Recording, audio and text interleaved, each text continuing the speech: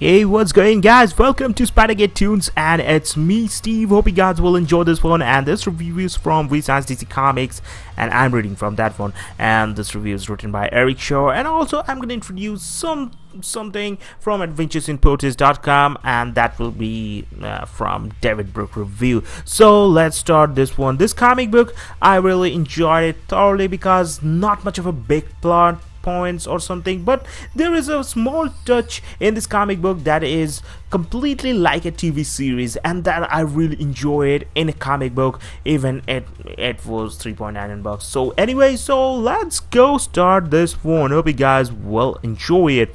Let's start it about this one. Oh, sorry for that, it was not 3.99 bucks, it's 2.99 bucks, and that's completely worth it. So our issue begins with Superman on the hunt for missing kids in Metropolis, and we find out from a parent's vigil that a kid a night for the past 2 weeks has gone missing.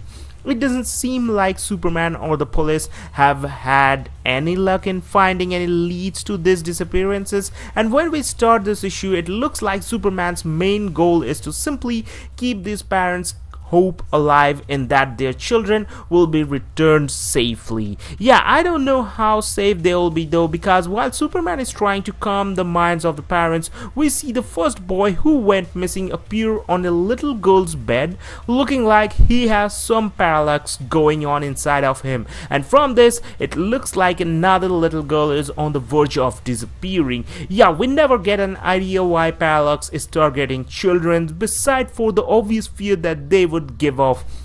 But Superman eventually gets on the trail once he uses his emotional spectrum vision.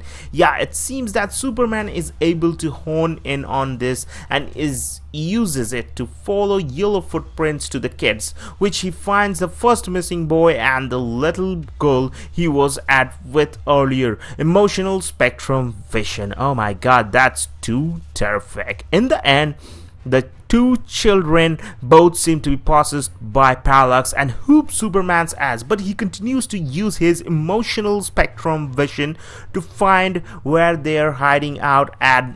And finally we see Superman confront the fear entity itself, which it seems that the monster is feeding off the children in some sort of web construct, and to make sure that they are safe, Superman offers himself up in their stead. And we end this issue with Superman becoming the host body of Parallax. But I have already said this kind of things, but it is happening in this comic book very slowly, because when they found it that where is the children or something, Superman, when he found them, he enters that horrified, and it's a kind of a monster house.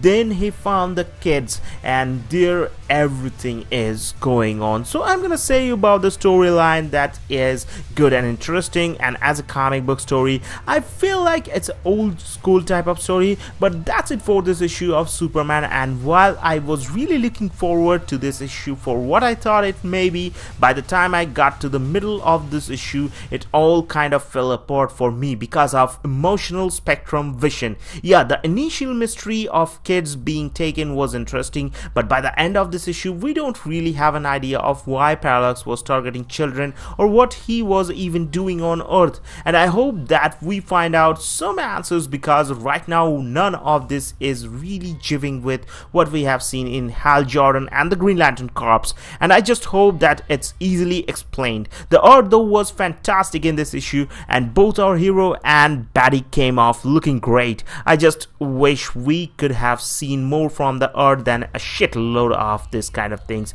But overall Parallax is great, Superman is great, and the last scene where Parallax is challenging Superman, that is super cool, man, awesome. And in a comic book, it's whenever you see this kind of storyline and this kind of artwork, this sounds cool and this sounds amazing and this looks great also. So let's check out what they have in the pages of Adventures in Proteus, and David Brook has given a really nice look out of this comic book, and that is, he's saying, I'm unclear about the final page. If you have been reading Hal Jordan and the Green Lantern Corps, you know what I mean. If not, you'll just be confused unless there's some twist trick to it all. This is a letdown of an end due to its continuity breaking. Aside from that, this issue breaks the usual way, with a hero not calling for help when they should, though it's noted Simon and Jessica are off planet, and culminates into a choice that you'll see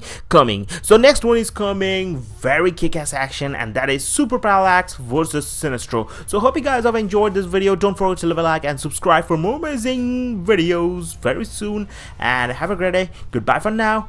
Adios amigos.